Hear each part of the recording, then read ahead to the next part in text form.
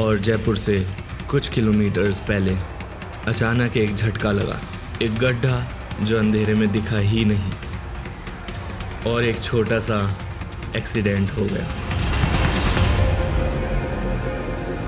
Good morning guys, welcome back to a new vlog, day 2 of my Jaipur to Gurgaon, Gurgaon to Jaipur, right. So अभी मैं निकल रहा हूँ office के लिए एंड हाफ डे ऑफिस करके निकलेंगे फिर जयपुर के लिए। 5-5:30 शाम को मैं निकलूँगा एंड देन शायद 10 बजे तक पहुँचेंगे घर पे। सो आज का प्लान तो यही है, so stay tuned. So guys आ गया हूँ ऑफिस, अब जा रहा हूँ अंदर, बाइक वगैरह खड़ी कर दी है। I can just show you my building, बाकी बताऊंगा नहीं मैं किस ऑफिस में काम करता हूँ, जिनको पता है उनको पता है। सो गाइज हो गया है ऑफिस, अब जल्दी से अपना सामान पिक करते हैं होटल से और निकलते हैं जयपुर के लिए। और ये खड़ी है अपनी बाइक।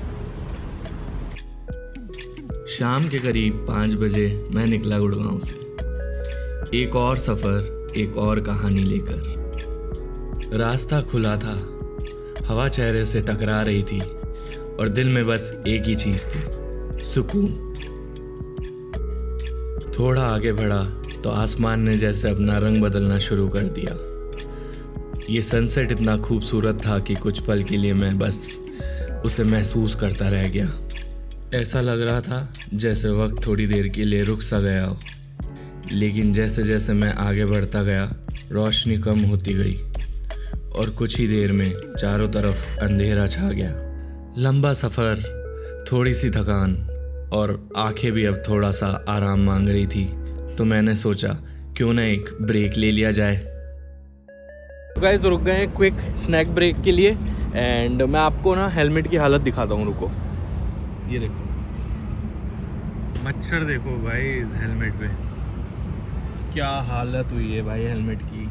ये ब्रेक तो बहुत ज़रूरी था। गाइस कॉफ़ी लेके बाहर आ गए क्योंकि गाड़ी सामने खड़ी है एंड सामान उस पर लगा हुआ है, तो उसको ऐसे छोड़ नहीं सकते थे, इसलिए कॉफ़ी लेके बाहर आ गया। अभी पीता हूँ कॉफ़ी जल्दी से और फिर चलते हैं। पी लिए कॉफ़ी, अब निकलते हैं जल्दी से और खींचते हैं गाड़ी एंड पहुँचते Jaipur. On an average 150 kilometres बचा होगा। एक कप कॉफ़ी और कुछ मिनटों का आराम, बस इतना ही काफ़ी था खुद को फिर से तैयार करने के लिए। और फिर से मैं वापस निकल पड़ा जयपुर के लिए। लेकिन हर रास्ता उतना आसान नहीं होता जितना दूर से दिखता है। फिर क्या था, कुछ समय चलते रहने के बाद और जयपुर से कुछ किलोमीटर्स पहले अचानक एक झटका लगा।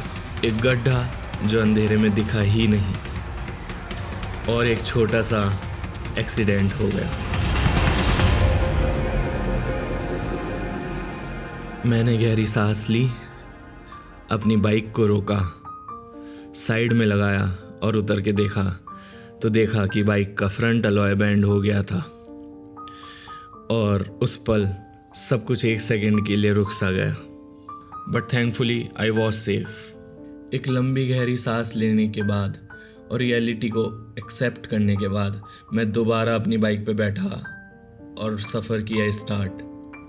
जयपुर कुछ ही किलोमीटर्स दूर था, बट चलते चलते कुछ 5-10 किलोमीटर बाद ही बाइक के फ्रंट व्हील की पूरी हवा निकल गई। शायद ये भी कुछ अच्छे के लिए ही हुआ था, क्योंकि जहाँ पे टायर की हवा निकली थी वहाँ से कुछ कदम दूर ही एक टायर पंचर की दुकान थी, जहाँ पे मुझे मिले ये भाई। ये अभी उसमें खड्डे में कूद गई है, नहीं कुछ होगा, टेंशन मत लीजिए। हाँ भाई टायर लीक कर रहा है बहुत जोर से। ये एक भैया की दुकान मिली है, यहाँ पे ठीक करवा रहे हैं, बस ठीक हो रहा है। निकल रही है ना हवा थोड़ी थोड़ी? और निकल रही है, पहले तो ज़्यादा निकल रहा हाँ तो थोड़ी और ठोक दो, थोड़ा ठोको इसको, ये हो जाएगा ठीक। टायर में अभी हवा भरेंगे तो वो वैसे ही उसमें फिट हो जाएगा।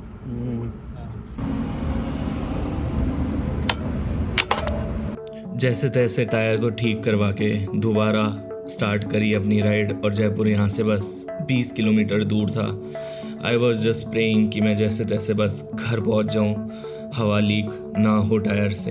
थैंकफुली मैं टाइम पे घर पहुँच भी गया था एंड हवा भी नहीं निकली।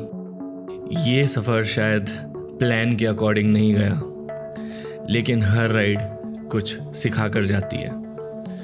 आज की राइड ने हमने सिखाया, रास्ते चाहे कितने भी खूबसूरत क्यों ना हो, सावधानी हमेशा सबसे ज़्यादा ज़रूरी होती है। So guys safe and sound पहुंच चुके हैं घर पे एंड बहुत ज़्यादा परेशानी हो जाती आज अगर वो पंचर वाला नहीं मिलता तो। बाय चांस मेरे टायर ने जहाँ अलॉय को छोड़ा ना, पूरी हवा जब उसकी निकल गई, एकदम सामने ही वो था एंड इतना ज़्यादा पैनिक हो रहा था मुझे कि मैंने कुछ शूट वगैरह मैं कर नहीं पाया उस टाइम।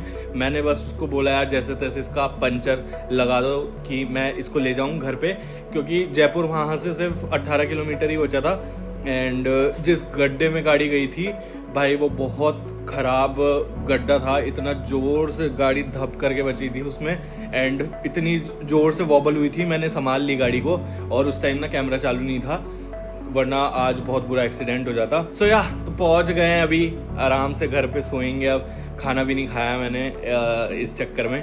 सो अभी थोड़ा कुछ खा के then I will take rest and कल सुबह गाड़ी को डाल के आना है सर्विस सेंटर पे, तो सर्विस सेंटर पे अलॉय भी ठीक करवा ही लेंगे।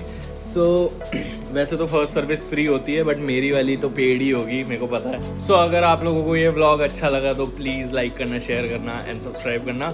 मिलते हैं आपसे ऐसे ही किसी और व्लॉग के अंदर, तब तक के लिए बाय। और हाँ, ये कहानी यहीं ख़त्म नहीं होती, क्योंकि अगली राइड और भी ज़्यादा ब्यूटीफुल और भी ज़्यादा स्ट्रॉन्ग होगी।